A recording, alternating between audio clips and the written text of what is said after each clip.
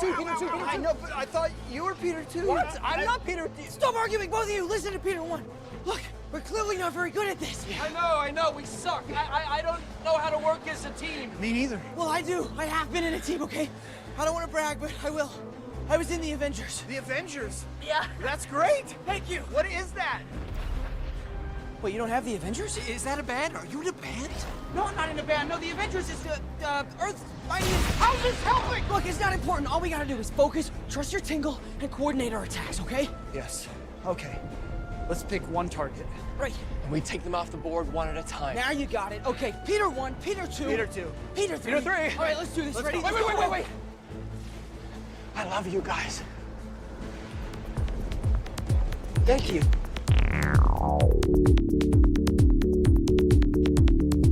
Hey everyone, welcome back to Podcast Part 3, the Part 3 podcast. I am Sam, as always. And I'm Will, as always. We are back this week. It was Will's pick, and he really wanted to talk about Spider-Man 3 again, and I watched it again with fresh eyes. There's a lot of stuff apparently I forgot, and I texted him, and I was like, hey, I'm glad you decided to revisit this, and then he explained to me that, no, this is a different Spider-Man 3 called Spider-Man No Way Home, and it's much better. much better. Not as, it's funny because Spider-Man 3, the actual Spider-Man 3, is so unfocused and all over the place, and this movie, which feels like it should be unfocused and all over the place, is not. Superhero filmmaking, storytelling technology has come ahead by leaps and bounds since 2007. And I gotta say, yeah, this could have been the hottest of hot messes, or just like the most blatant fan service, or it could have even just had the cardinal sin of being trying to do Spider-Man Into the Spider-Verse, but not as well. Right. And I think Spider-Man Into the Spider-Verse is fantastic. I think probably the better movie, but my God, this worked. It actually worked. It worked as more than just like a love letter to fans, you know? Yeah, no, I mean, exactly. And that's I think the thing that is so staggering about it is that there are so many points where this movie could have just felt overstuffed or gone off the rails or pandering, and it doesn't. To me, anyways, it feels like it is entirely focused on this Peter Parker and what it means for this Peter Parker to be Spider-Man, and all the everything else is in service of that. Yeah, and we talked about it a tiny bit when we talked about Spider-Man 3, and I didn't want to spoil anything for you or for the listener, because there's now two phases of how they market Spider-Man No Way Home. There's before it came out, and then like before it hit digital. Because So before it came out, it's like, oh, we're not going to tell you anything. We're not going to show you a damn thing. You know, Dr. Octopus is in it. That's all we're giving you. And then this time around, it's like, oh, yeah, they spoilers are done. We're leaning in so hard. Yeah, everyone has seen this movie already. We're just telling you everything. We got all the guys. Everyone's back. Except Topher Grace. Sorry, Topher Grace. Mentioned, but didn't come back. Yeah, no. And Paul Giamatti, too. Yeah. Topher Grace, great on Home Economics. I really like that show. And there's a newer, weirder, dumber Venom to deal with, and we'll get to that.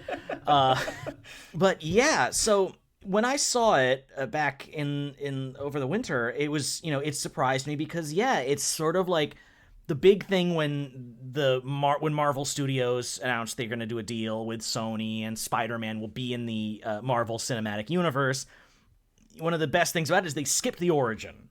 It's like he's already Spider-Man. He's been Spider-Man for X amount of time. Uncle Ben's already dead. We're not going to have to see that again. Right. Yeah. But as it turns out, this movie not only felt like the third movie in like a trilogy about this Spider-Man, this character. Yeah, it ties into the 650 other MCU projects here and there. But it is, all three movies stay very focused on Peter Parker, Tom Holland's Peter Parker, and at the end of this movie, he becomes Spider-Man, like the Spider-Man we all know and love. Like, yeah. And that's something that's sort of interesting, and I don't know if they always had this plan or if they kind of fell into it, but it is sort of interesting that by the end of this movie, he's like shuffled off all the things that a lot of Spider-Man comic book fans had problems with the MCU Spider-Man, and he really is. He's now the comic book Spider-Man, even with a comic accurate costume. Yeah. He goes from, he goes from being on the Avengers to having like the classic shitty Peter Parker apartment, and he's sewing his own suit, and he's, like down on his luck Peter Parker, the old Parker luck, Yeah. And that's kind of a thing in the comics too. It's like the Marvel Comics always goes back and forth on like how big of a hero is Spider-Man in the Marvel universe. Like he's obviously like the flagship character. He's the symbol of Marvel. He's probably one of the two most identifiable Marvel characters. It's like him and Wolverine. Yeah. Yeah. At least before the MCU came along and kind of changed everything. But sometimes he's on the Avengers, but most of the time when he's on the Avengers, he's like the funny guy. He's like a goofy wisecracking dude, and they kind of like none of the characters know who he is, and they don't really know that he's like kind of a genius, or he's like a kid, kind of a lot like how he is in Captain America: Civil War. And then most of the time, Spider-Man is kind of off in his own little section of the Marvel universe, and he has his own. He's got like the Spider family, and he's got his own like kind of he's got his own rogues gallery like Batman does, and he's like kind of like the biggest of the like street level Marvel heroes, like your Daredevil and your Luke. If Spider-Man wasn't such a big popular hero, like in terms of scale, he's a Netflix series, not a feature film like in the MCU. Yeah, absolutely. And his day job, like Matt Murdock, his day job lends itself to more episodic storytelling. He's a photographer for the newspaper, and it's just he's one of the most popular characters in the entire world. So of course his movies are going to be big. Yeah, and that's kind of how Spider-Man originated in the first place. Is Stan Lee and Steve Ditko wanted to create heroes that felt more identifiable to the readers. Like, Batman is a billionaire philanthropist, and Superman's an alien who disguises himself as an incredibly handsome nerd. But Spider-Man's got to make rent. Spider-Man's got to get a job. Spider-Man works for get a girl. Spider-Man can't get a girl. Spider-Man's got to take care of his sick aunt. Spider-Man's got to get pictures of himself to give to the boss who hates Spider-Man. Yeah. To understand this movie and get some of the references in it, it's in fact really like it's the fourth Tobey Maguire Spider-Man, it's the third Andrew Garfield Spider-Man, and it's the third Tom Holland Spider-Man, and it's probably, I want to say, his sixth or seventh appearance in the Marvel Universe. Sixth, maybe? Sixth, I think. Two Avengers, one Captain America, and this is the third Spider-Man. Yeah. All right. Yeah. Cool. Yeah.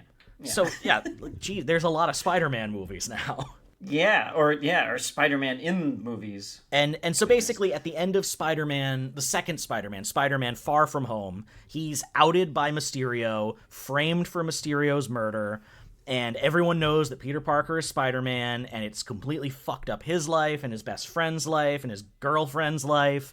And so he goes to his good buddy Doctor Strange and says, "Can you cast a spell that'll make people forget that I'm Spider-Man?" And the spell hinges on, like, basically a lot of great Marvel, sorcery shenanigans, and it basically drags people who know that Peter Parker is Spider-Man from all the different dimensions, all the different universes into the MCU universe. And that means that we get suddenly Spider-Man's running afoul of the Alfred Molina Dr. Octopus and the Thomas Hayden Church Sandman and the Willem Dafoe Green yes, Goblin. Most importantly, the Willem Dafoe as Norman. It brings back all the villains from at least all the villains that we like. It brings back a villain from each of the 5 prior movies. He brings back the Green Goblin, Dr. Octopus, Sandman, the Lizard, and Electro. Like, basically, the only ones that don't make the cut are Rhino, Venom, and the 2 Harry Osborns. And that's where, like, this could have really felt like just pandering on a certain level in the way, like, the new Star Wars movies and shows are pandering sometimes on their worst, where it's like, look, that thing you like. But on the same time, it's these movies, the MCU doesn't have time to establish all the classic Spider-Man villains. Like this is just it was like a cheat code to bring you your best Spider-Man villains and have them all ready to go. They've had their origins. We know they're evil, or some of them are evil. And just get off and running. Yeah, and it also sort of was like, we're never going to find a better actor for Green Goblin than Willem Dafoe. We're never going to find anyone better than Alfred Molina. Let's just bring him in. Yeah. Let's just bring him in. Like, they tried with the Andrew Garfield movies. They were going to bring in a new Dr. Octopus. They had a Norman Osborn dies in the first scene you see him, and then I think his head is frozen in the background of a shot in Amazing Spider-Man 2. And they go straight to Dane DeHaan as weird crackhead Harry Osborn. So he has 5 supervillains he's got to deal with, and this is the story about Peter Parker really sacrificing everything to do the right thing, which is he's basically like, I will not send these guys back to very likely die, because a bunch of them are going to go back and die, as they do in their movies, and in their original movies.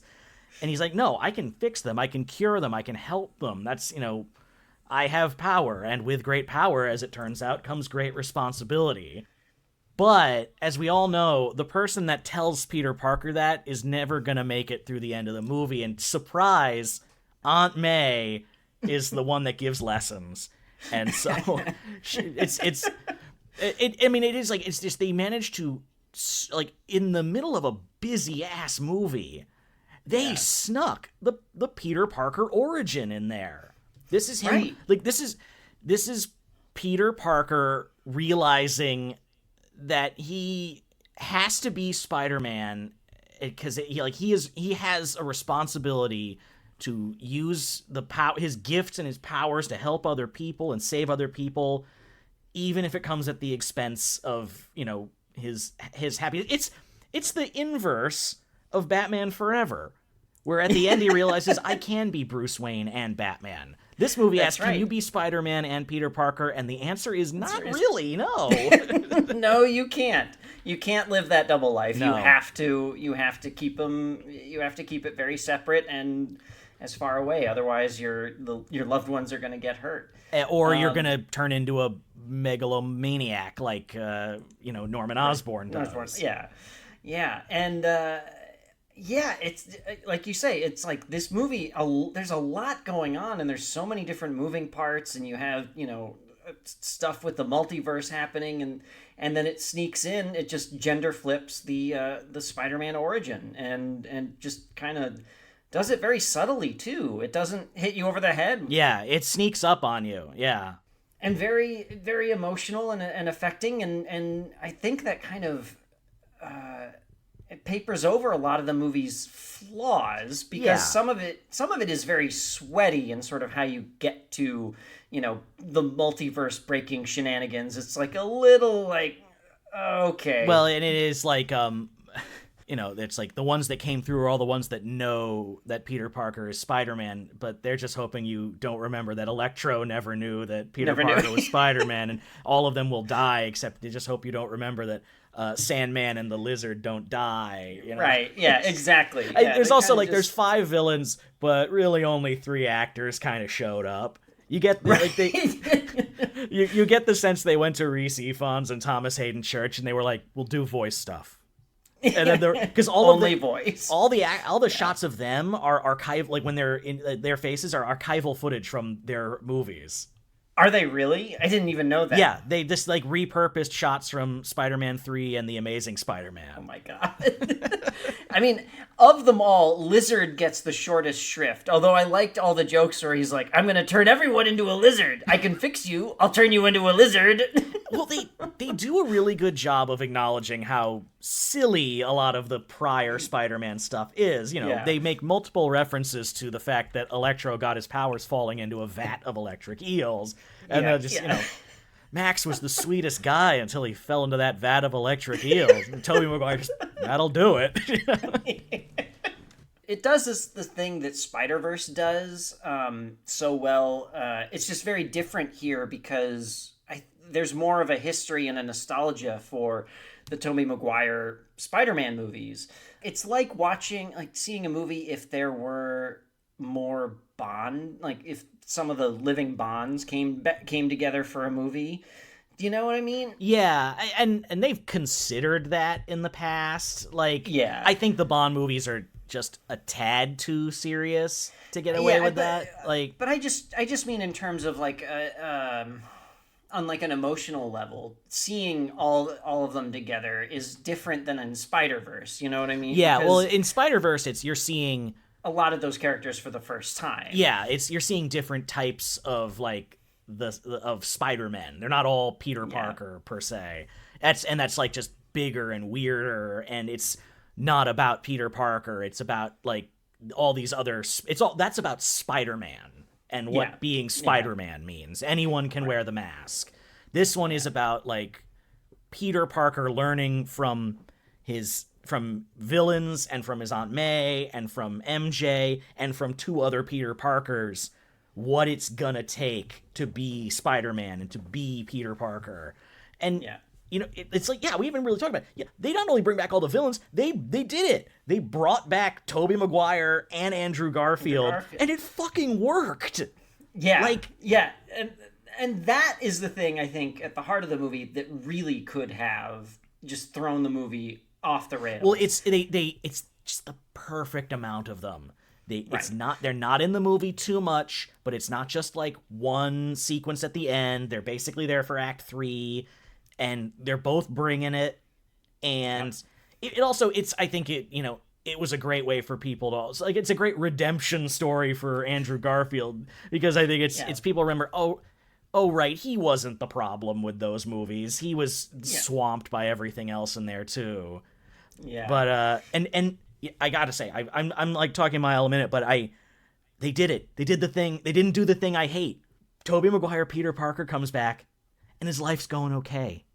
Yeah. He's not like all the fan art leading up to this was him in like the dark, like Last Stand Spider-Man costume with like a scar on his face. No, he's fine. Yeah, it's tough. It's tough being Peter Parker, but he made it work with MJ. Things are going okay. I'm like, yes. Thank you. It's not that hard.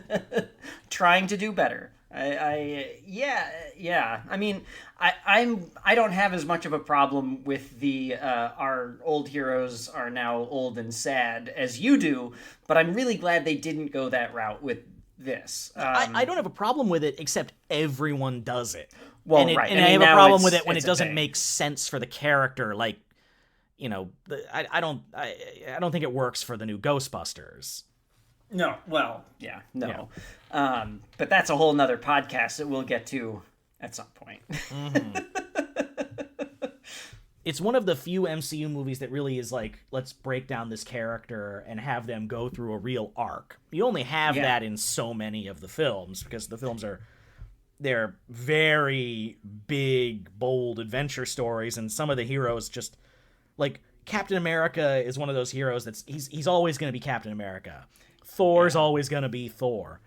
But like, you can do that. They've done that with Iron Man, and now they've done it with Peter Parker. It's the more feet on the ground, more human portrayals of the character that you also haven't really gotten with the prior two Spider-Men. No. Andrew Garfield never really got a chance, and the Tobey Maguire ones are, they're a little bigger, they're a little broader, they're a little more earnest. It's from a different era of superhero films. Yeah, and I mean, I think there's some aspects of Spider-Man 3 that were kind of going for this, and it's like, soap opera-y emotional drama that it was trying to do. It just doesn't work. Yeah, and Spider-Man 2, where he's like gives up on being Spider-Man. Right.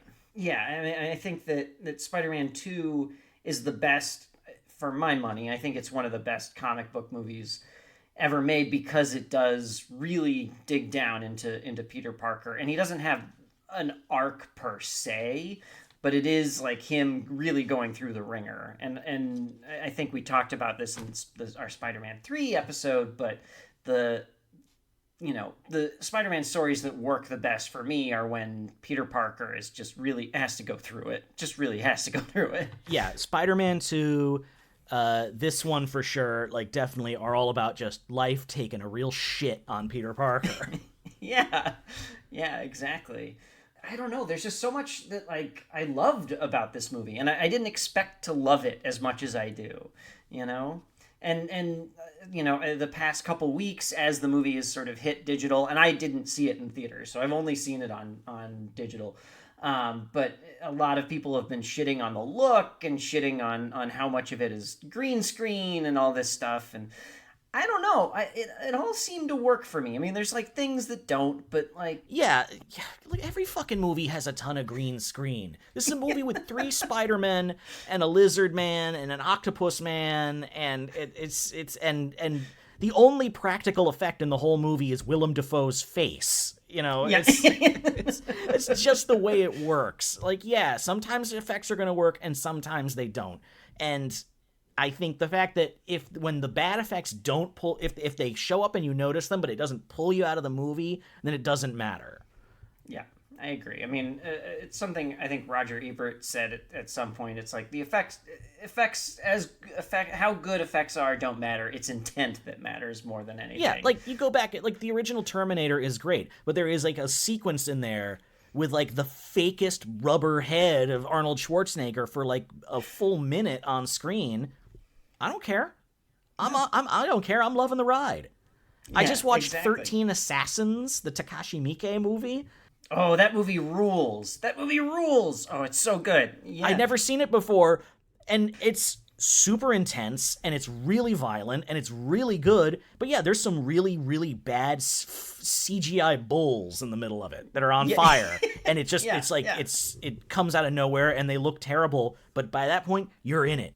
You're on the ride. If you're only looking for the strings, you're never gonna enjoy the puppets. Yeah, but also, like, I think the Spider-Man movies, the Spider-Man MCU movies in particular, are going for a more grounded look than a lot of the other MCU movies. It's supposed to be like the guy on, like, you're getting the story of the guy in the street of the MCU. So it's like, Homecoming is like what it would be like for a high schooler in the MCU. Yeah, on a feels normal day. they feel more closer to like the Phase 1 Marvel movies. They feel closer to like the first 2 Iron Man movies, the first Thor, Avengers, which were like relatively speaking very small movies compared to, Endgame or the new Doctor Strange that's coming out. Yeah, so it was so weird to see everyone just like start posting like, I'm a professional cinematographer and this movie's cinematography is shit, and it's like, come on, guys, like, You guys, social media is kind of toxic.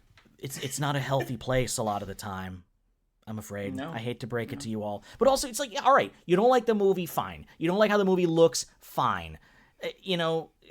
That's fine. That's a completely valid opinion. I don't get irrationally angry. At least I don't post about how my irrational anger when like something doesn't look good in a movie. We talked about Kingdom of the Crystal Skull cinematography recently. yeah. I didn't go around making people that like the movie feel bad. Like the things you like, dislike the things you dislike, and I'm sorry that a movie you disliked made a ton of money and was super successful. Guess what? Spider-Man's really popular. It's just the way it is. And they made a really successful mainstream superhero blockbuster. But let's not forget, 20 years ago, if you told me that they would make a movie where Mysterio was the villain and it wouldn't be a silly version of him, I'd have told you to get out. It's like, get out of town. It's I don't know. It's like, I get it. Yeah, the existing IP and Marvel and Star Wars and Disney and DC have swallowed up so much of the oxygen in the room. But when they make a movie that's genuinely enjoyable, I'm a credit where credit's due kind of person. Yeah, and I mean, it just, I'm not sitting here saying that No Way Home needed to be nominated for Best Picture or anything like that, but like, I think also having a superhero movie that's really structured and focused almost its plot is really all about empathy and empathizing with other people. I don't know. I think that's something to be celebrated, because a lot of these movies are just all about like, well, let's punch the bad guy as hard as we can and get him into the glowing thing in the sky. Yeah, there's no space laser in this. No. There's a space portal, sort of, but Yeah. Can we agree though? Whoever got the idea in the Marvel universe to just they're like, instead of building a new statue for Captain America, we're just gonna duct tape a giant shield to the Statue of Liberty. It's like the most hilariously stupid That thing was I've ever heard. Ridiculous. Yeah. No, and it was such a weird, because you hear like, you hear about it sort of throughout the movie, like little news snippets, and you're like, well, that's silly. And then they actually have the third act climax there. And they knock that big shield. She's just holding it in the air. What? That doesn't make any sense. Any sense? No. Why would you do this? Yeah, and I think another big thing that helps this movie, and it's something that a lot of the MCU movies fall short on, is that the main villain, the main antagonist, who kind of ultimately proves to be Willem Dafoe as the Green Goblin, is genuinely a great villain. He's not like, sometimes they're often more like Alfred Molina as Dr. Octopus, where they're a little misguided or they have a tragic backstory. No, this character is just a piece of shit, and he's evil, and he doesn't care. And it is, I honestly, Willem Dafoe is so good in the part. He does not phone it in. And I mean, Willem Dafoe never phones it in, but like, he loses the Power Rangers helmet, and he's but they were like, we don't have to do anything else to him. He has like, he kind of gets like a version of the comic book Green Goblin costume. Yeah. But like, all he has to do is mug, and he looks like a comic book monster. It's incredible, and he's just having so much fun. Yeah, it's one of the, I think, biggest missteps of that first Raimi Spider-Man movie is covering up Willem Dafoe's face. I just think they didn't know what to do with how to portray that character. No, I agree, and I think it took really 20 years of superhero movies to come to the conclusion, you know what, he doesn't need it. Yeah, like Ultimate Spider-Man always had him just mutate into a monster, and if you wanted to give Willem Dafoe an even bigger, turn him green and give him like an even longer witchy pooch in, you could, but you don't need to. No. And he's not in the movie enough. Like, this isn't his origin story. This is just this Norman Osborn Green Goblin who only sees like power and only sees, he sees morality and empathy as a weakness. And he basically says to Peter Parker, I'm gonna take that from you. I'm gonna take away the things that make you weak, the good things that make you weak, and just straight up kills Aunt May. Yeah, and he's scary in a way. I mean, and that's also the MCU's biggest problem. And you were alluding to this, is the villains. The villains are usually the biggest like weak point. And I think in some of the better ones, it's because the heroes are their worst villains, really. Yeah. But in Spider-Man's case, he's got such a great rogues gallery that you got to bring in his villains. And again, it's like, we're not going to get anyone better than Willem Dafoe. If we can get Willem Dafoe, let's bring him in. And it's a great way to have the villain without having to like reestablish them. Exactly. It's like I've always been like, are they going to do Norman Osborn? Are they going to try again? Are they going to reintroduce him and Oscorp and Harry and all of that nonsense? It's a lot. Plus, and especially if you want to take a crack at any of the other villains, I think they've kind of done them all now. Unless who's left? Kraven the Hunter. Oh, right. He's sort of the big one. Yeah. Who else? Stiltman? Well, I mean, I hope. They did the Shocker, even. That's right, yeah.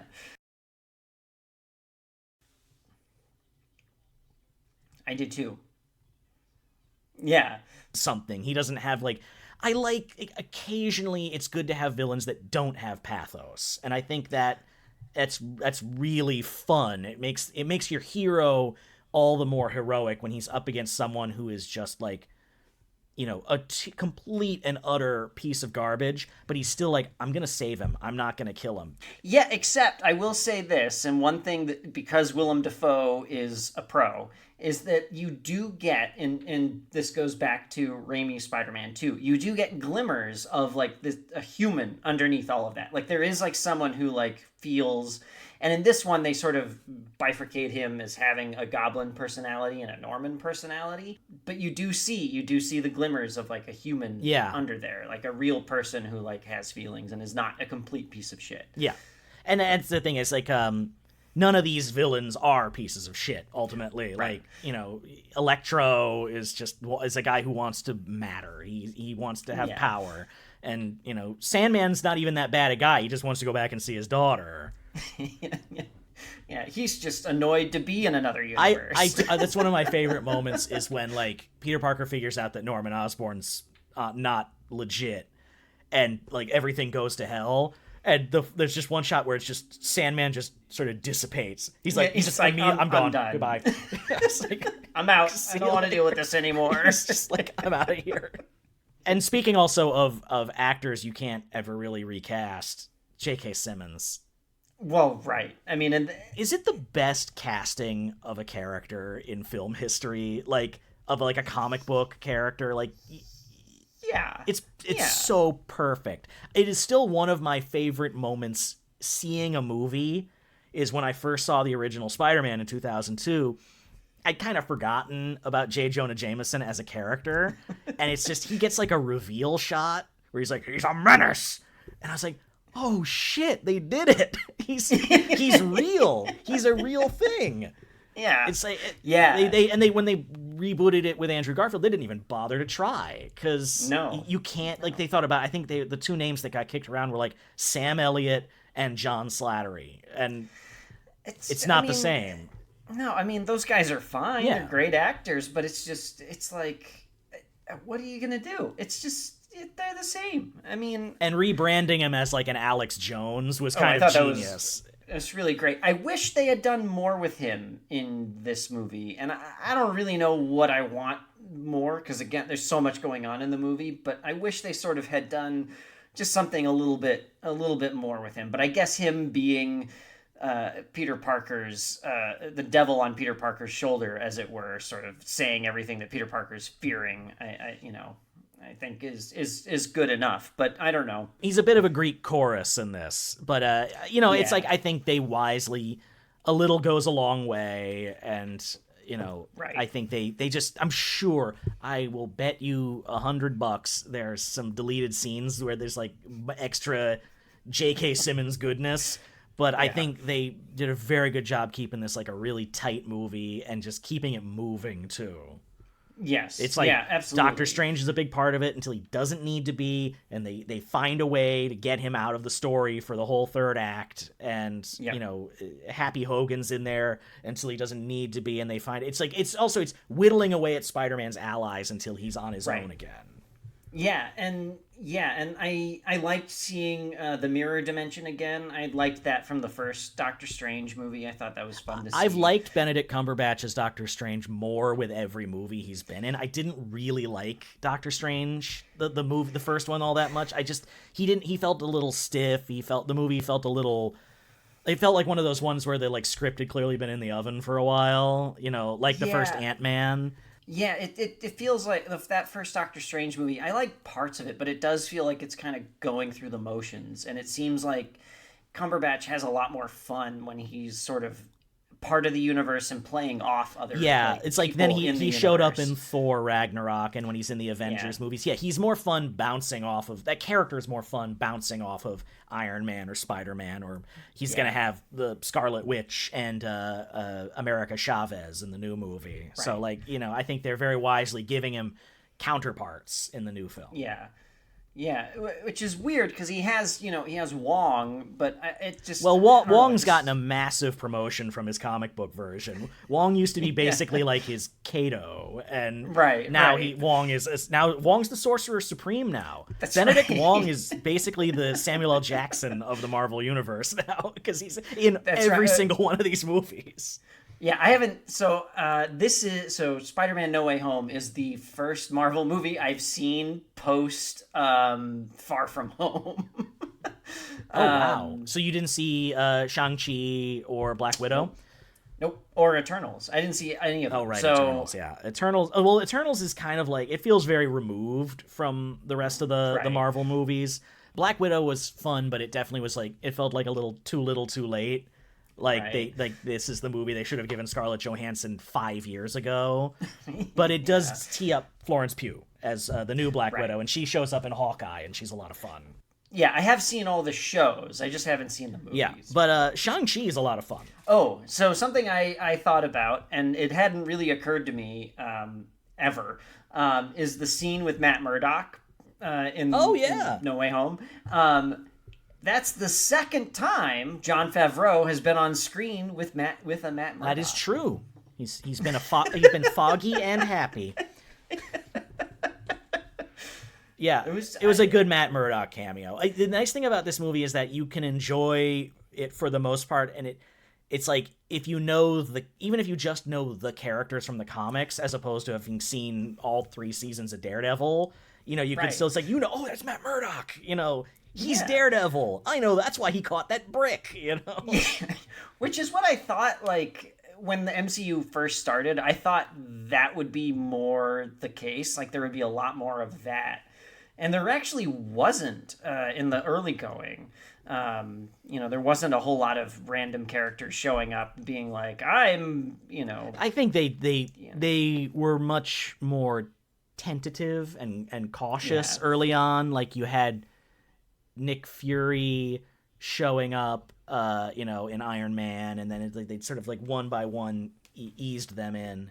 Like, after they figured out that they could do it with Avengers and kind of it worked to have multiple characters in there, it's like they could do it without it feeling like they wedged them in, like Hawkeye did and showed up in Thor. Right. It's like, and I think by the time they got to, the Infinity War era, it was, it was sort of, at that point, people would sort of accepted it's like the double-edged thing of like, yeah, not everyone's going to show up to help their buddy in every episode of or every movie, but at the same time, yeah, Hulk might be along for the ride. Right, yeah.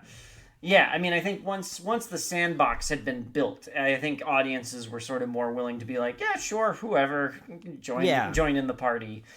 And Peter Parker's had sort of a beleaguered mentor figure in each of these movies. Like, he had Iron Man, he had Nick Fury, he had Doctor Strange. Yeah. But it is like, yeah, we've come to the conclusion of this version of Peter Parker, and it is like, it's like when you end a volume of The Amazing Spider-Man and they reset the counter back Right. to 1. Yeah. Because if they bring him back, it's going to be a back to basics story. Right, and I don't know. I mean, do you think that they would do you think they'd bring Zendaya back and all those people? And... Oh, I think Zendaya would come back. I think you'd see Ned again. You could see Flash and Betty Brant and those, like, the characters that are exclusive to these movies. But you could also bring in, I don't know, Felicia Hardy. You could introduce Gwen Stacy. You could introduce Miles Morales. Even, Right. it's where we know that they're all out there. They're all possibilities. Yeah. And there's other villains like they've set up. Apparently the new Morbius sets up some villains teaming up. There's all of this like weird, not quite MCU, Sony off-brand Spider-Man stuff. So we got Venom and we got Morbius and we're getting Kraven the Hunter's movie. Right. Well, I guess they did tease the symbiote is now in the MCU in some capacity because before Eddie was warped out of this universe, he left behind some goo, some symbiote goo. Yeah, he did. What a cameo from Eddie and Venom, and the guy from Ted Lasso. And the guy from Ted Lasso. So I looked up what the Earth number designations for all the Spider-Man movies are. Have you looked this up? Do you know that they all have them? Except for Venom, it hasn't been established yet. Well, I know like the MCU is Earth something. 199999. Raimi Earth is 96283. The Amazing Spider-Man Earth is 120703. And the Venom one has not been established yet. Nor should it. I still haven't seen that second Venom movie. You haven't seen it? No. Did you know that Woody Harrelson was supposed to be 16 years old in 1997? What? Yeah, they flash back to like young Cletus Cassidy. This is the beginning of the movie. It's not a huge spoiler. They flash back to young Cletus Cassidy and young Shriek, young Naomi Harris, in like the like juvenile like detention center. There's I think it's called like Ravencroft or something. Of course, that they live in, and it's set in like 1997, and I think they're supposed to be like 17 or 18 years old. So they cast like a younger actor, like a young, like a age appropriate actor to play Cletus Cassidy, and Willem Dafoe's dubbed over his voice, and then we jump ahead to present day, and he's Willem Dafoe now. You mean not Willem Dafoe? Woody Harrelson. Yeah. Sorry. Wrong actor who did not look like a teenager in 1997. No, it's that movie is quite nutty. I mean, I'd say it's on a par with the first Venom. It's very silly. It's there's a whole sequence where Eddie and Venom break up, and Venom goes to like a pride rave and talks about how he's coming out and he's not held back by his ex anymore.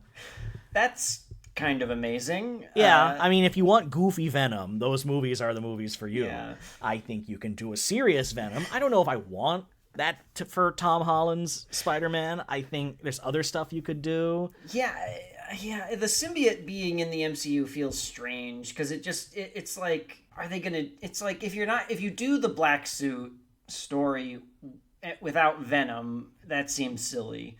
No, I think it's more, do you do Venom with like one of the other Venoms? Like, right. I don't think this Flash Thompson is going to become Venom. No. But like Matt Gargan was Venom. Venom was in the Thunderbolts for a while. That's true. Like, if you really want to double down on Venom being his own thing, not related to Spider-Man, I think you can do it, and probably do it in a less... I think it's just confusing, though, because there's an ongoing Venom franchise. Series, yeah. It's, it's... I don't know. It's not... I don't think it's what... I think there's a million and a half Spider-Man stories you could still tell with Tom Holland's Spider-Man. I don't necessarily think that's one of them. No, yeah. It just seems like that's what they're teasing, and it just seems silly to me. Like, it would be a cool thing. Him and a few of the younger heroes team up. You do it like a New Warriors movie. Oh, yeah. Yeah, get him and Kate Bishop and Miss Marvel all together. Yeah, that could be fun. The possibilities are endless. They are. Well, the MCU is going to keep on rolling until it completely collapses under the weight of itself. I'm trying to think of when that will be.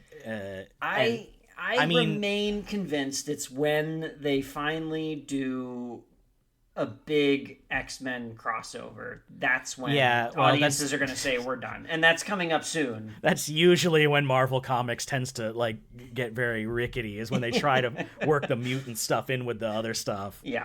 It's going to be that, or it's when they, when the Fantastic Four arrive. It's we all know the X-Men are coming. They're on their way. They may be in Doctor Strange.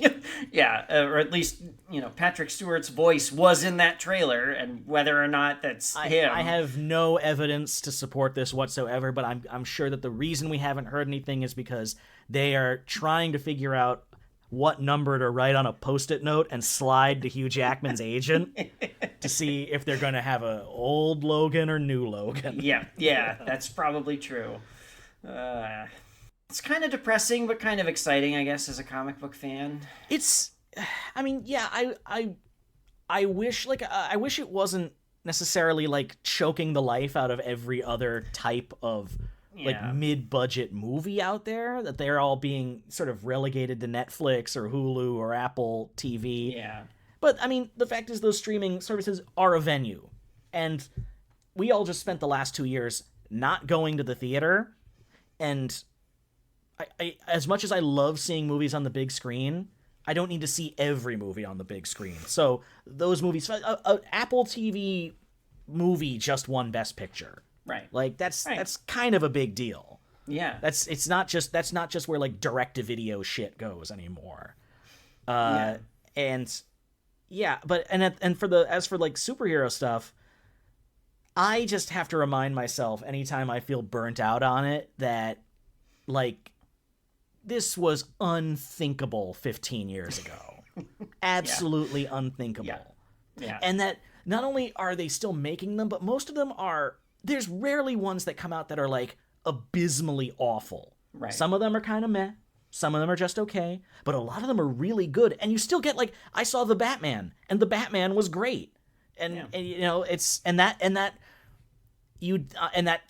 like seemed on the surface like another like super dark, we're gonna do 7 gritty noir miserable Batman, but that also ended up with kind of a positive message at the end. It's like Spider-Man's Batman realizing, you know, I have to be more than just a scary monster.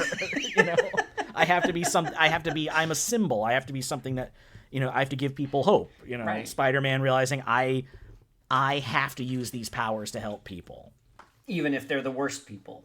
Yeah. Even if they're the worst people, and even if it means I don't get to have a life. Yeah. Yeah. Yeah, I mean, and you know, like we were saying, it's just, this is the thing that just staggers me about this movie, is just how much of it, like, every story beat, every character introduction, everything, like, it just could have gone so wrong so easily.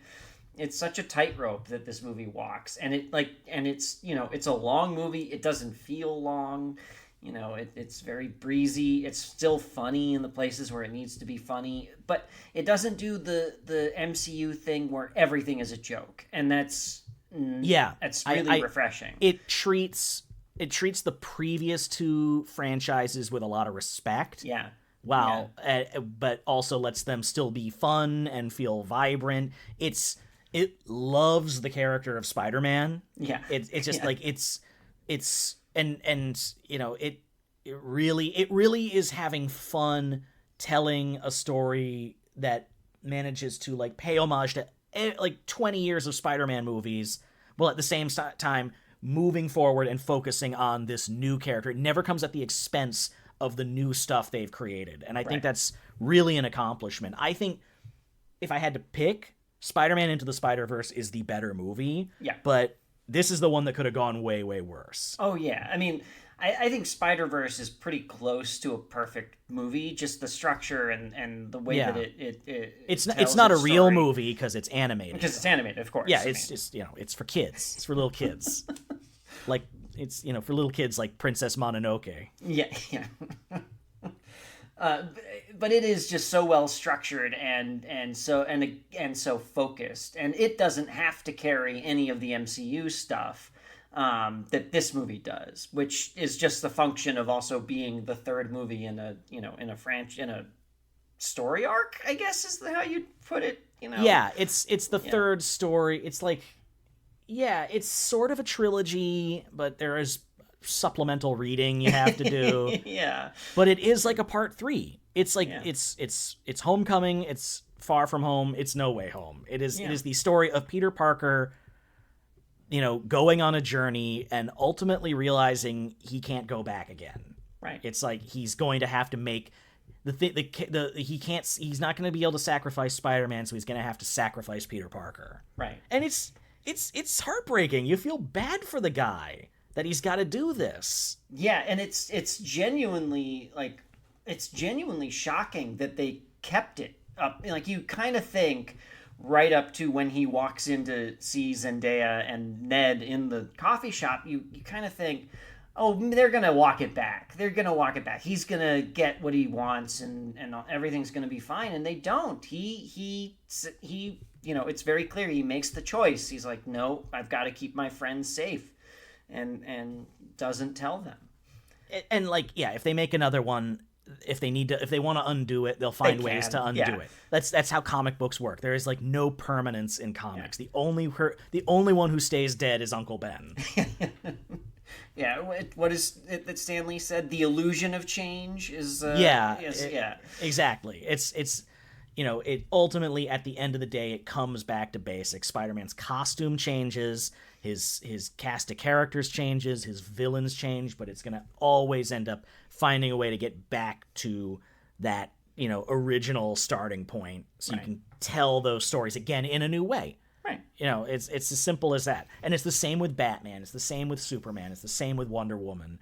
And it's, you know, it's, and of course people get all bent out of shape when they're like, oh, this Superman's gay now. And I'm like, no, he's not. Jonathan Kent, his son, is gay in the comics. And it's the same as like Star Trek. It's all that stuff you love isn't going anywhere. Right. It's all there, and all of it informs everything that comes after. And this movie is just like a testament to that. It's like, yeah, we see those other 5 Spider-Man movies, and yeah, they not only influenced how we created this Spider-Man movie and this new version of the character, but we're going to have those characters from those movies inform the character in the movie. They're going to they're going to teach the character the lessons that the character the new character needs to learn. It's I don't know. There's no precedent for it, honestly. I mean, I guess the best I've got is, when they rebooted Star Trek and you bring back old Leonard Nimoy. Right. I mean, that's it. I mean, that's kind of exactly the same dynamic. It's just old Leonard Nimoy isn't in that movie all that much. Yeah, he's kind of just he's just there to put. Is like to get them into the second half of the movie. Yeah. And then when they bring him back in like 2, it's just to, it's basically they're looking up an article on Memory Alpha. Right. That movie. Yeah. What do you know about a man named Khan? He was the most evil villain we ever faced. Yeah.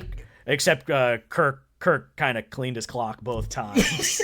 We met. God, that frustrates me so much, and I really wish the movie had undercut it when Cumberbatch leans up against the glass and says, "I am Khan." And I wish they had done a moment where Kirk and Spock looked to each other and said, "Who?"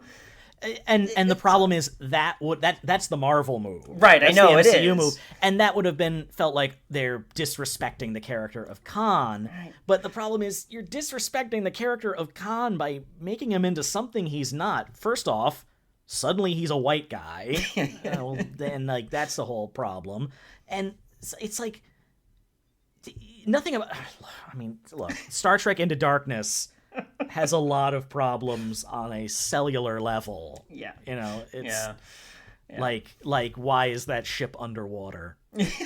You have orbital sensors.